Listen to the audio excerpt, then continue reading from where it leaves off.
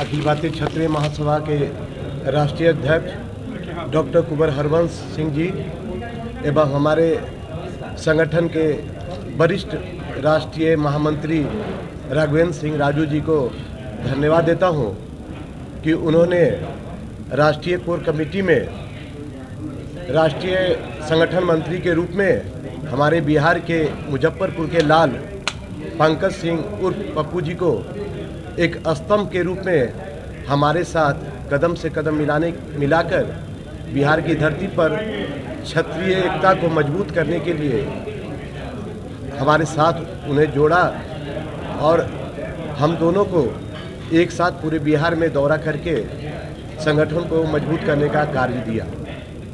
इसके लिए मैं राष्ट्रीय कोर कमेटी को धन्यवाद देता हूं और जो जिम्मेवारी इन्होंने हमें दी, हम पप्पू जी और हमारे संगठन के जितने भी लोग हैं बिहार में, सबको साथ लेकर इस संगठन को मजबूत करने का काम करेंगे और दी हुई जिम्मेवारी को हम लोग बखूबी निभाने की पूरी कोशिश करेंगे। इसी के साथ मैं अपनी वाणी को समाप्त करता हूँ। धन्यवाद। लालू भाई माला पहनाओ और पहनाओ भाई। पारस जी, ये हमारे आईटी सेल के चीफ, इनको बुके दो। बुके कहाँ है?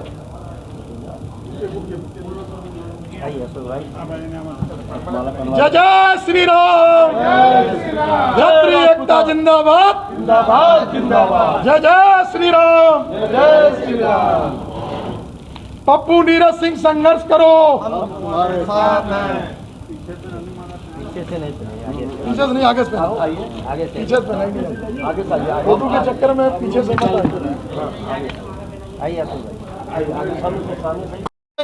देवी देवताओं पर टिप्पणी करेंगे, अगर छेड़ोगे तो छोड़ेंगे नहीं। बहुत सीधी सी शुद्ध शब्दों में है, क्योंकि हमने अपना जो भी पाया है वो परिक्रमा करके नहीं पाया, हमने पराक्रम से ही सब कुछ हासिल किया है।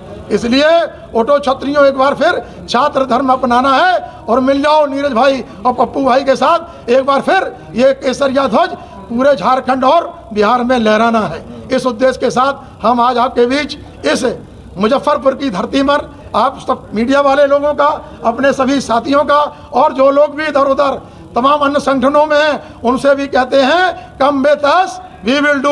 हमारे साथ आइए, हम सब मिलकर के आपकी जो हक और अधिकारों की लड़ाई हम लड़ेंगे और निश्चित तौर पर अन्याय सहकर मौन रहना यह बड़ा दुष्कर्म है और न्यायार्थ अपने बंधु को भी दंड देना धर्म है। गुण और दोष के आधार पर हम निश्चित तौर पर जिनकी संगठन में निष्ठा होगी उनकी प्रतिष्ठा बढ़ाने का संकल्प भाई राष्ट्रीय संगठन मंत्री जी ने लिया है। इस उद्देश्य के साथ भाई नीरज सिंह जी और हमारे राष्ट्रीय संगठन मंत्री वो सारे लोग निकलेंगे। ये हमारे लिए गर्व की बात है कि भाई आलोक सिंह जी अभी एक राष्ट्रीय कार्यकारिणी में थे, अब राष्ट्रीय संगठन मंत्री में पहले राष्ट्रीय संगठन मंत्री हैं जो राष्ट्र के स्तर पर यहाँ पर संगठन में उनको दिया गया। तो ये कल्पना बनाएंगे और हमें समझता हूँ नीरज सिंह जी बिल्कुल तैयार हैं। वो कह रहे एकदम मैं तैयार हूँ, जहाँ भी पप्पू भाई एकदम काफिला चला देंगे मैं उस काफिले के साथ चलने चला हूँ कि मैं अकेला ही चलाता जान में मंजिल, मगर लोग मिलते गए, कारवा बढ़ता गया। तो ये कारवा बढ़ेगा और निश्चित तौर पर बिहार और झारखंड में जो हमारा इतिहास है, गौरवशाली इतिहास है, उस गौरवशाली इतिहास को जो तोड़ने में और जो जाति उन्माद फैला करके सत्ता में जातियों में उपरंज फैला करके, ये मैं नहीं कह रहा हूँ, इतिहास लौटा नामक पुस्तक बनारस से प्रकाशित है। 6857 जातियों और उपजातियों में क्षत्रिय समाज को विभाजित करके जो लड़ाई लड़ी गई, आज देश में 131 लोकसभा और 1225 विधानसभा बिना हमारे मतों के आप जीत नहीं सकते। इसलिए मत विभाजन को भी रोकना है। हम अपने कन्यादान से बड़ा मतदान समझें और मतदान के प्रतिशत को जो आज 39% 40% है, इसको 90% तक ले जाना है। धन्यवाद। आज के माननीय राष्ट्रीय अध्यक्ष के द्वारा निर्मित हमें जो जिम्मेवारी दी गई है संगठन मंत्री का, वो पूरे बिहार में प्रदेश अध्यक्ष के द्वारा बिहार का दौरा करेंगे और प्रदेश अभी झारखंड के अध्यक्ष के द्वारा जो साथ मिल के क्षत्रिय एकता को बरकरार रखते हुए देश में सनातन धर्म की रक्षा के लिए क्षत्रियों की पूर्ण भूमिका जो पहले थी उसको लागू करवाते हुए सभी क्षत्रिय कि जो अलग अलग संस्थाएं हैं उनको एक साथ ला के एक प्लेटफॉर्म पर धर्म की रक्षा, भारत की एकता अखंडता को बरकरार रखने के लिए, क्षत्रियों की भूमिका को सही करने के लिए कि अपनी ताकत को, अपनी शक्ति को पहचान कर इस देश की एकता को बरकरार रखने के लिए जो जिम्मेवारी हमको दी गई है उसको निभाने के लिए। और नीरज जी हमारे प्रदेश अध्यक्ष हैं, हमारे वरिष्ठ साथी बड़े भाई राघवेंद्र सिंह जो है राजू बाबू, इन्हीं के दिशा निर्देश पर यह प्रभार लिया गया है ताकि हम लोग क्षत्रियों को एक समाज में अधिकार रूपी हर चीज़ से जो कहीं कहीं वंचित रखा गया, जिसमें हाल में भी बिहार से कैबिनेट में भी एक भी हमारे क्षत्रिय समाज के लोग नहीं गए, अपनी ताकत को दर्शाते हुए, अपनी ताकत को बढ़ाते हुए हर जगह अपनी भागीदारी की शक्ति का प्रदर्शन करके भागीदारी लेना है। इसके लिए और क्षत्रिय एकता को बरकरार रखने के लिए, संगठन का विस्तार करने के लिए हम तहे दिल से इन लोगों की जिम्मेदारी का स्वीकार करते हैं। धन्यवाद।